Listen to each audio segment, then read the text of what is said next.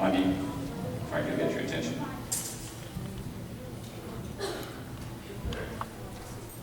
Just pay attention, stay focused on the stage over here. Hello. All right. We're going to get started here. I apologize for being a little late here on the class. We got some guests, students. They're also coming to learn about Sikhism. So we're going to start our class just like every other day, and I'm going to get you guys to lead it. We fold our hands with our smiles on our faces. We say, Waheguru Ji Ka Khalsa, Waheguru Ji Ki Fateh. And our today's class is going to be a little bit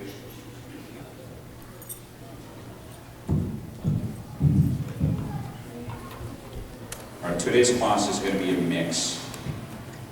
Going to be a little bit at a higher level for some of you, but I do need to accommodate our guests there too, so just keep that in mind. Don't get bored, and all those topics that we're going to discuss, we're going to come back on this one and next week, and we're going to really break it down for you guys too. And some of you seen some of those scriptures and the details even last year. So again, welcome to the Gurdwara. Thanks for taking time out of your busy schedule here to come in and learn about Sikhism. There's just the basics we're going to cover. And I'm going to be asking these guys here, so can you tell me who's a Sikh? Ani?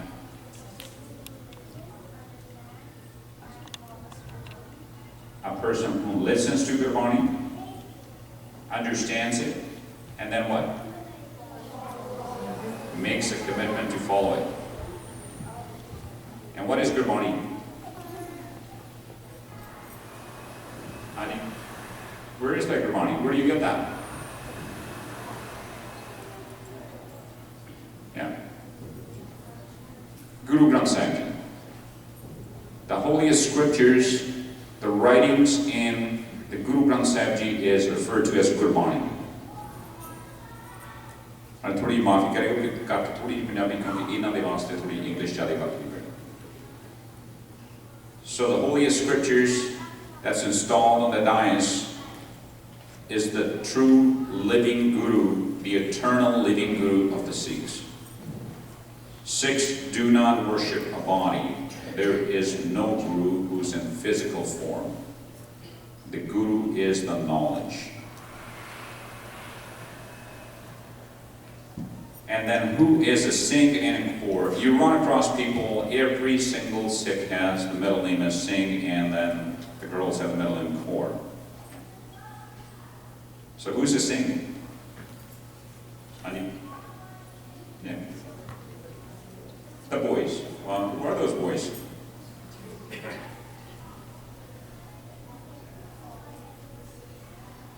Who lives every moment of their life as per the Gurbani's principle. Gurbani, the scriptures, it literally, Sikhism, I sometimes hesitate to call it a religion, it's a way of life. And the way of life, you get the guidance, the guiding light principles from the scriptures by analyzing those ones. And it's in the poetic form. A lot of metaphors used in this one here, so once you decipher those ones, you'll be amazed the kind of examples that are given from day-to-day life. If you're a business person, you only understand the terminology of business. You're given examples from the business community, how they relate to your daily life, how to improve yourself. So when you see a Singh or a Kaur, a Sikh is a person like we defined before. But then there's a bit of an upper echelon here. You always hear about a Khalsa, and we need to define a Khalsa. So before that we do the Singh and the Kaur. And the Singh is a person who lives every moment. There are no exceptions.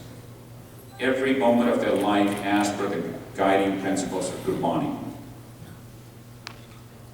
Then he takes an oath to uphold these principles, even if that person has to sacrifice his or her life for those guiding principles. And we'll come to those guiding principles in a short amount of time here. Makes a commitment to take Khandili Paul. That means to get, in English we call it baptized. In Gurbani's term, it's called Amrit. So becomes immortal. Immortal not in the physical form, but in the spiritual form.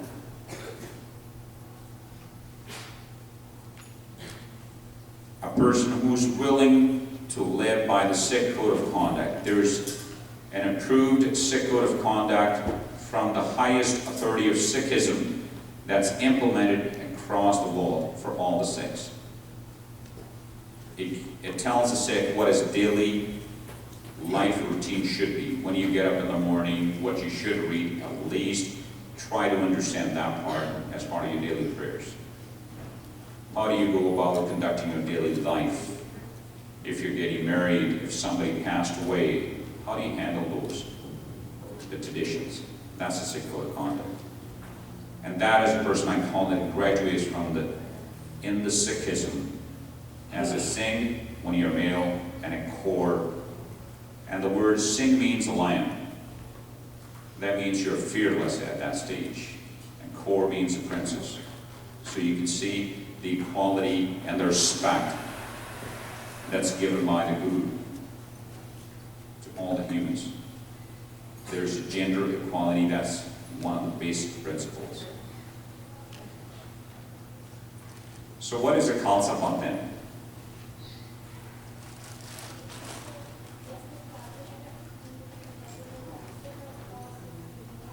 Beautiful. It's an establishment, it's a community, it's a brotherhood, and it's a sisterhood of who? All the Singhs and Kaurs. And it's collectively called Khalsa Panth. Khalsa means pure. Panth means it's a way of life. So it's literally full of qualities without any evils in your thoughts, in your mind. And that is a Khalsa Panth. And we compare school to Sikhism. So who is the student?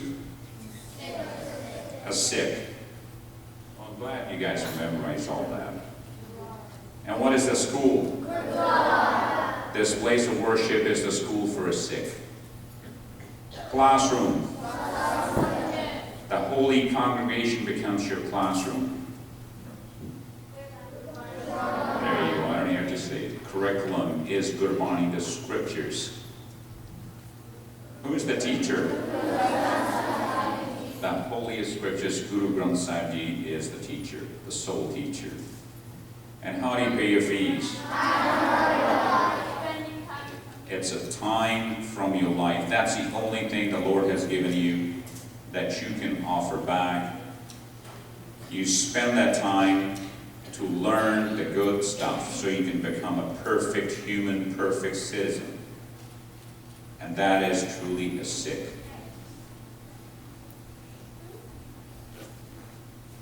Now, why do we call that a Gurudwara? Don't be shy, you can take a guess. Gurudwara, Anji.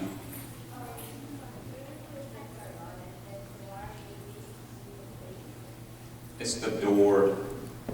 Dwar means door. And Guru is the Guru, the teacher.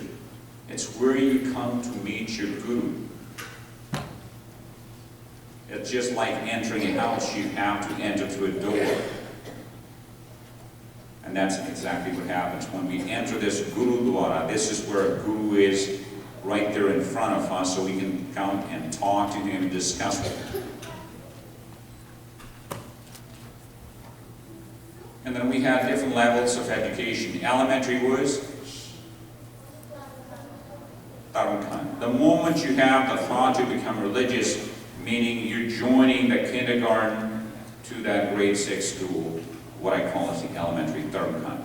These are 5 states of mind that's listed in Gurbani. Then what is the junior high?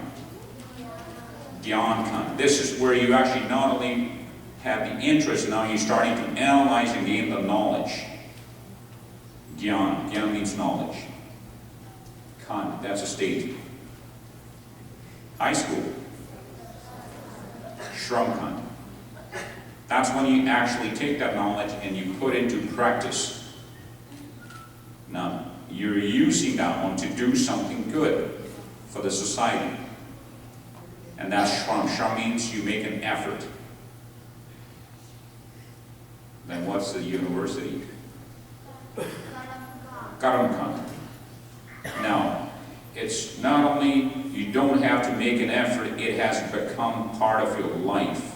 It has part of your natural behavior. Now you don't have to think, you do it because it is in your subconscious mind. And that's the Karamkant.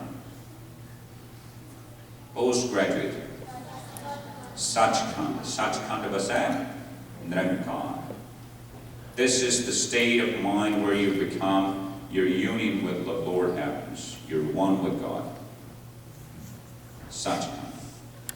And then we did this one here quickly. Classroom practice. You come to the school, you always have the teacher telling you something. I'll quickly run through those ones. I know you didn't probably memorize those ones. You listen to Gurbani with focus because you're sitting in the classroom when the scriptures are being analyzed.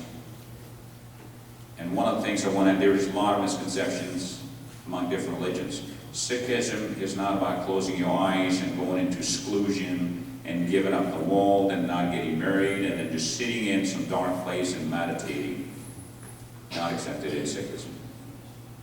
It's basically day-to-day life and just thinking twice before doing anything. Just making sure it is the right thing and there's somebody that's going to benefit from it and you feel morally that you're doing the right thing. That is Sikhism. It is that simple. Ani, you have a question?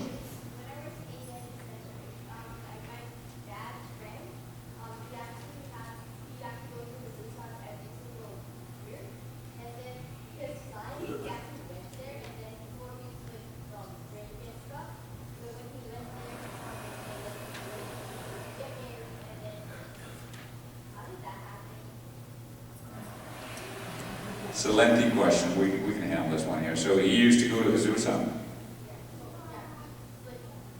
on an annual basis. And this is one of the highest Sikh authorities. There's 5 in Sikhism, and that's one of those ones. It's located in southern India. And then he stopped drinking.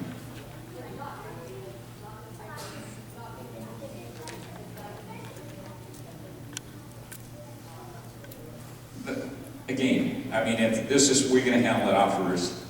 It's getting a little lengthy. So I do need to give you some examples from Gurbani to explain that. It's literally that he decided to start doing the meditation. That was your question, right? Yeah. And how did that happen?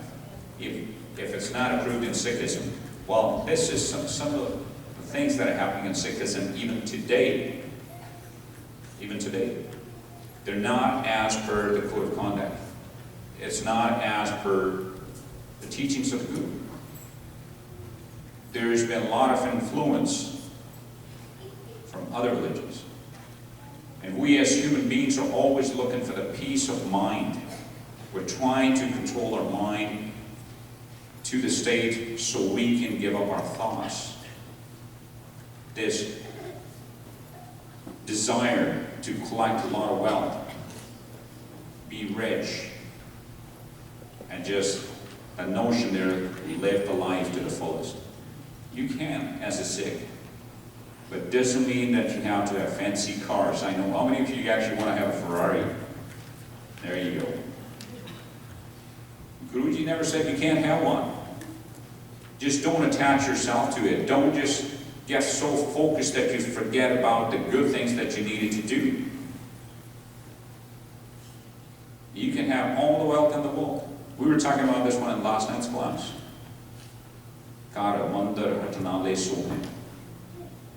Guruji said, you can be as rich as you want, and I'll accept you, provided you don't forget the teachings, the guiding principles of Sikhism. You don't forget God, His will.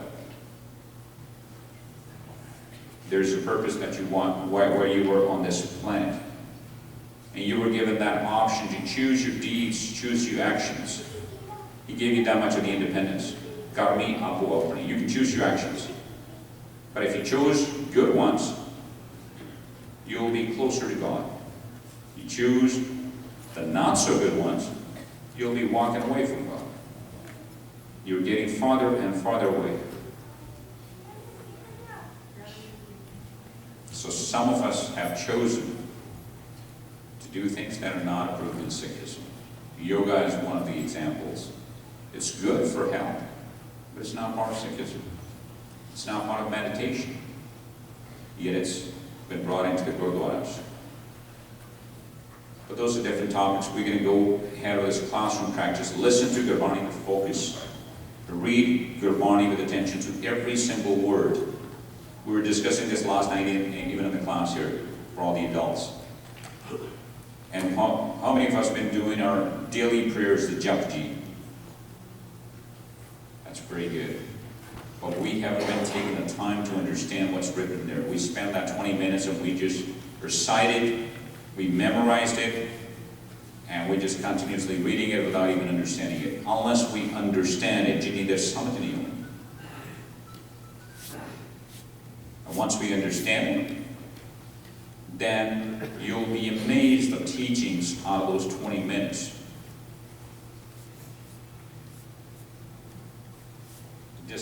Discuss Gurbani with others. This is what we do in the satsang, that when we sit in this holy congregation, the whole idea is to get together and discuss something that's going to elevate the other person's lifestyle. Instill good qualities in them. Not because you think those are good, because your guru thinks those are good for you. Contemplate. Always thinking about those. How can I implement those principles in the society, whether we're living in Canada or in India or anywhere else in the world? How can people benefit from those principles? And sing Gurbani Kirtan. Why should we? How many of you actually sing Gurbani Kirtan? Very few. It's the best way to memorize it, and believe me, I learned it last year. And when you sing after understanding it, you can actually be sitting in a state that you don't feel anything else around you. But you have to practice for that. And motivate others to do this one. And so what's our homework then? It's a school. There's got to be homework. So what's our homework? Daily practice to change. We discussed this one yesterday. And that made up a word. From, to. And this is so critical in today's world. You know those ones 5 in Punjabi? Which ones? Kam, Krodh, Lobh, Moh, Ahankar. The first one, Kam, means lust. And it changes into a high moral character. So you're honest to your partner.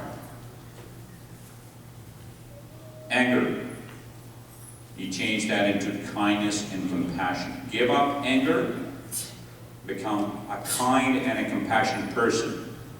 Greed. Don't be greedy. I gotta have this one. And we're talking about having $250 pair of Nikes and Adidas. And yet parents want to spend 20 bucks to get you a set of shoes from Walmart. How many are happy with that? And how many actually want the Nike? There's still a few. We'll change you by the time we finish with this class. Greed. Have a satisfaction. Just respect the fact that your parents are working hard, and it's not easy to spare that kind of money. And it wouldn't matter if you're wearing the Nike as long as those are good, clean clothes. Attachment. Always, it's mine, it's mine. Always grabbing things. Unconditional love. It's my son, it's my daughter, it's my parents, it's my car. Convert that into love, unconditional. It doesn't matter who the person is. I'm here to help you. I'm here to serve you. That is the sixth state of mind. Pride. In other words, it's ego. We change that into self-respect and dignity. And that brings to me one of the 5 Ks that a Sikh wears, and I'm wearing one. And most of the time, people really misunderstood it, and that's called kirpan. And I'm sure you're familiar with this one in kirpan. That's a little sword. The samhaka short, normally a Sikh should be carrying a 3-foot one. Not practically possible these days. Walking into a shopping center asking for a service or going to the bank to cash a check. You showed up with a sword, I'm pretty sure you're going to raise some eyebrows. But this is, a Sikh wears that all the time. A baptized ones, a khalsa, a saint at their core. And this is the reason behind this one here. Pride is changed into self-respect and dignity. Kirpan. It's a combination of 2 words. Kirpan means kindness. An means to maintain your dignity with kindness. So it's a weapon of self-defense. It's not to be used just because you got angry because somebody took your seat or somebody didn't pay your money back. It's not for those reasons. And if you see a Sikh doing this one here, that person from that state, from that moment onwards, is not considered a Sikh anymore. A Sikh is supposed to be humble at all times. And to make the effort to resolve every single issue peacefully. It's only used at the state when you're being oppressed and there is no other option. It's the extreme and the very last option left for you. Not only for your self-defense, but for the defense if you see a senior being mugged, and you try to intervene, and all of a sudden you got 5 thugs beating that person, and you need to get involved, and you must get involved, and that's your duty as a Sikh, and it's expected from you as a baptized Sikh, as a Khalsa. And if that state, in order to protect a person who is being abused, it is the only rightful use of the weapon at that time. And even Canadian laws approve that. It's a self-defense, or the defense of somebody who's helpless. And how many of you actually did this practice here? Pride was P. Anger is A. Greed, G. Attachment was A again. I'm taking the first letters from all those 5 evils that are in our minds. L. And what was that word? And what does that translate into English? Crazy. A person that has those 5 evils inside is literally a crazy person. The word pago means it was a mental case. You see people that get angry, look at them. They'll behave like they're just run out of some mental hospital.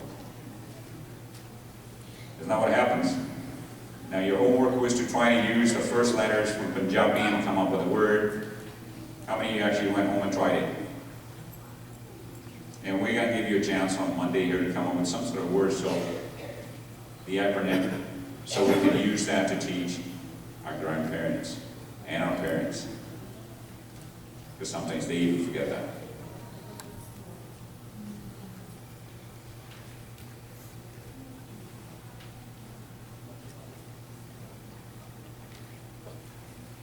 And these were the 5 questions about Sikhism, or a bunch of questions anyway. Who is Waheguru? Waheguru is the word that's used for God in Sikhism. Even though the scriptures, actually the most common word that's used is Ram, means it's imbued in every single part of its own creation. Who is God? Where does he live? When was God born? What is our relationship to God? And why should we worship God?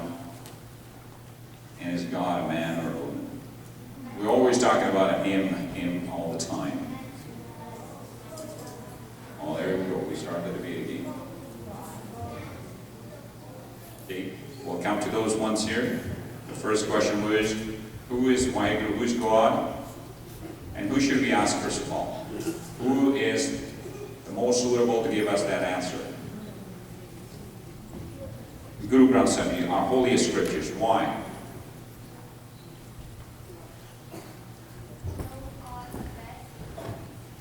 Who do we ask? We ask our Satguru. Sat means true, the Guru, the one who is literally true. He won't lie to you. And why do we ask?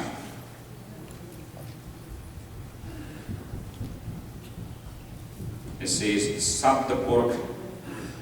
Satpurk means the Lord. Jinijanya, Satpurk Disgana. The one who knows Lord entirely. His name is the Satguru, Guru Granth Sahib. That's why we should ask him. And what's the first letter in Sikhism scriptures? I mean, the digit 1. And that is very critical and important to understand. There are religions out there that have 330 million gods and goddesses. We respect everybody else's religion. But Sikhism was a new ideology, new philosophy about religion. Religion is defined as a set of guidelines to turn you into a perfect human being. And since people are fighting over just calling God with different names, some call them Allah, some call them Ram, some call them Waheguru, Damodar, Murari, hundreds and thousands of names. Guruji, he decided to establish or propagate Sikhism, and he said, there is only one Lord. That's the word, the letter, the digit 1 means 1. There is only one Lord, but you can call him with any name you feel like it. You call him God, you call him God, Lord, Vaheguru, Ram, Hari, Allah, Bhagwan.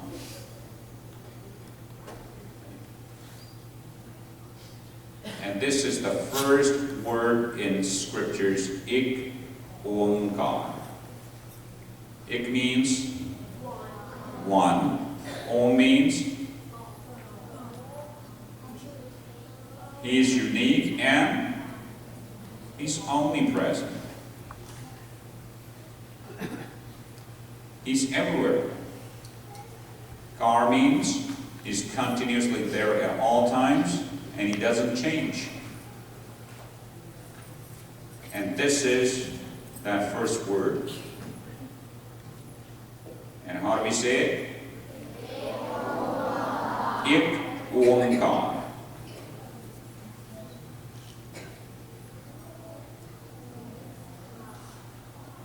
Good, you're learning Punjabi now.